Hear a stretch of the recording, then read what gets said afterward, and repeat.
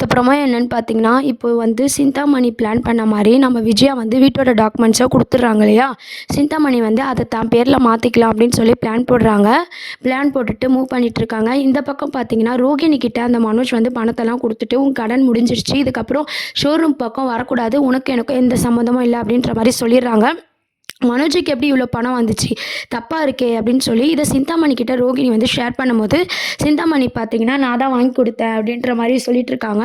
சிந்தாமணி நம்மளுக்கு ஹெல்ப் பண்ணுறதும் தப்பா இருக்கு. இதில ஏதோ ஒரு பிளான் இவங்க பண்றாங்க அப்படின்னு சொல்லி ரோகிணி வந்து உஷாராகி அது என்னன்னு கண்டுபிடிக்கணும் அப்படின்ற மாரி யோசிக்கிறாங்க. இன்னொரு சைட் பார்த்தீங்கன்னா, சிந்தாமணி, விஜயா இவங்கலாம் பேசிட்டு இருந்தத நம்ம மீனா பார்த்துறாங்க இல்லையா? இத முத்து கிட்ட சொல்றாங்க. முத்துவும் பார்த்தீங்கன்னா, ஏதோ தப்பா தான் இருக்கு. நம்ம அப்பா கிட்ட சொல்லுவோம்ன்னு சொல்லி அண்ணாமலை கிட்ட இதெல்லாம் சொல்லிட்டுருக்காங்க. இன்னொரு சைட் பார்த்தீங்கன்னா, ஸ்ருதி வந்து நம்ம ரவி கிட்ட சண்டை போட்டுட்ருக்காங்க.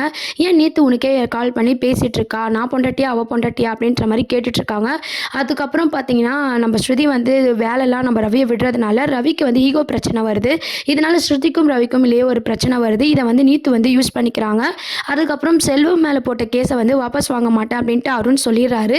அது மட்டும் இல்லாம இன்னைக்கு எபிசோட் பார்த்துருப்பீங்க. அவரு தப்பாவும் பார்த்தீங்கன்னா, அண்ணாமலை இது மாரி நான் உங்க அப்பாவ ஆக்சிடென்ட் பண்ணா, நீ 1,00,000 குடுத்தா நீ சும்மா இருப்பியா? அப்படின்ற மாரி அருண் கேட்குறாரு. அருண் கேட்கும்போது பார்த்தீங்கன்னா, அருண் தரப்புலேருந்து நியாயமா இருக்கு. இந்த சைடு முத்து செல்வம் பக்கம் பார்த்தா, அந்த பக்கம் நியாயமா இருக்கு. இந்த மாதிரியான ட்ராக் தான் மூவ் பண்ணிட்டு இருக்காங்க.